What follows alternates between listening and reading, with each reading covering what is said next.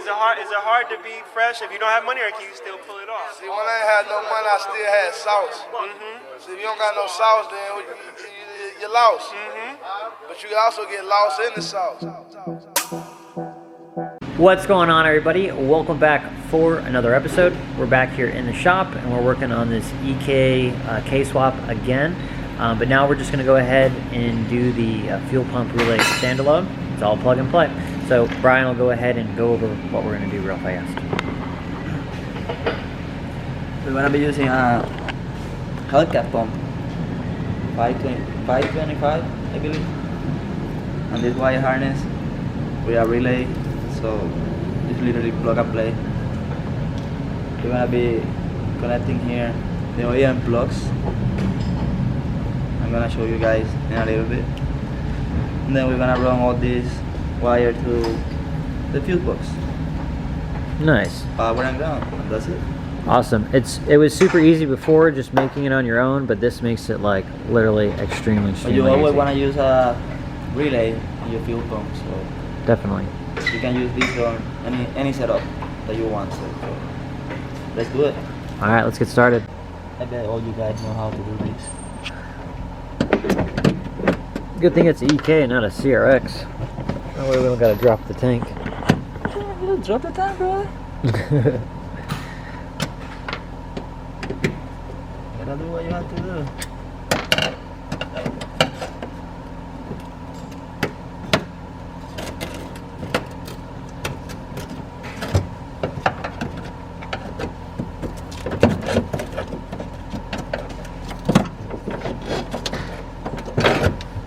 One seal.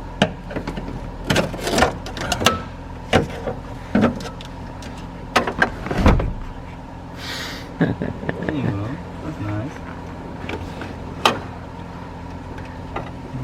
Alright, as you can see, Brian is going ahead and just unhooking the factory plugs. That way we can just literally plug it in and then run the wires.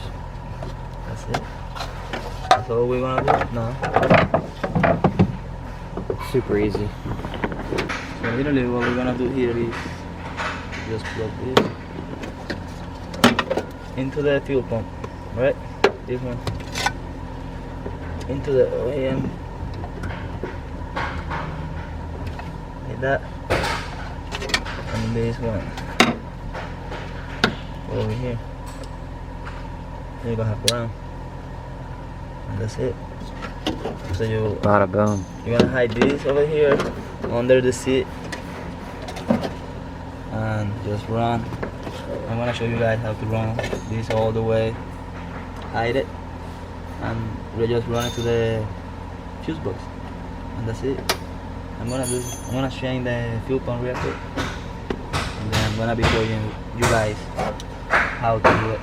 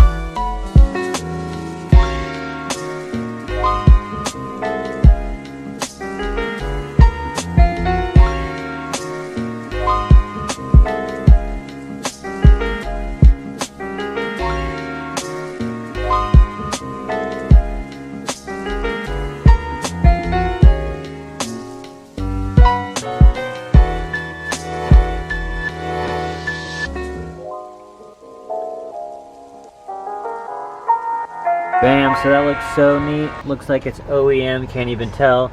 He just ran it nice under here, as you guys could tell, underneath here. And then now we got the wires here, so that way we can just go through the firewall and straight into the fuse box. And we'll show you that process once we get it through.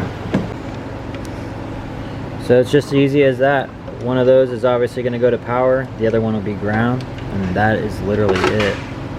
Just literally put it underneath or put it on top of one of the power wires, and that's it.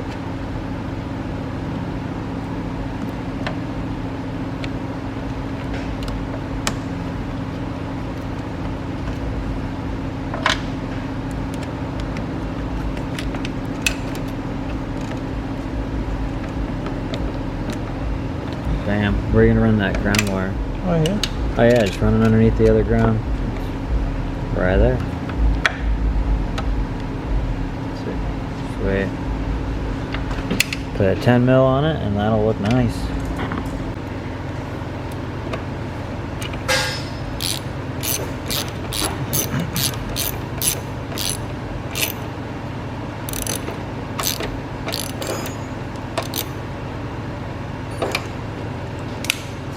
Bam. Bam. Dude, that is it.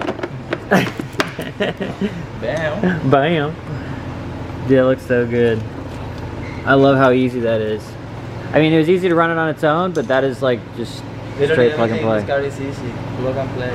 I know. This is probably one of the easiest swaps we've ever, I've ever done. Yeah, we had to drop drain the old 93 gas pump so we can put some E85 on it. A lot of people were having that question about the subframe, EK subframe. Now, you gotta make sure to buy the right mount. Yeah, I think that was, I'm pretty sure that, I remember back in the day you had to put an EG subframe on it because of the mounts, but we've done this and we've had no issue at all. And you can see back here that we got plenty of clearance. No issues at all with clearance like in my CRX. And the EGs are pretty good. EGs aren't that bad on clearance. But that's pretty much it. We'll go ahead and call it here for that video, or for this video. We got some other stuff that we got to get to, other customers' cars. So we're going to get back to the grind. But as always, guys, go ahead and like, subscribe, and we'll see you guys soon. Peace. You don't got no sauce, then you're lost. But you can also get lost in the sauce.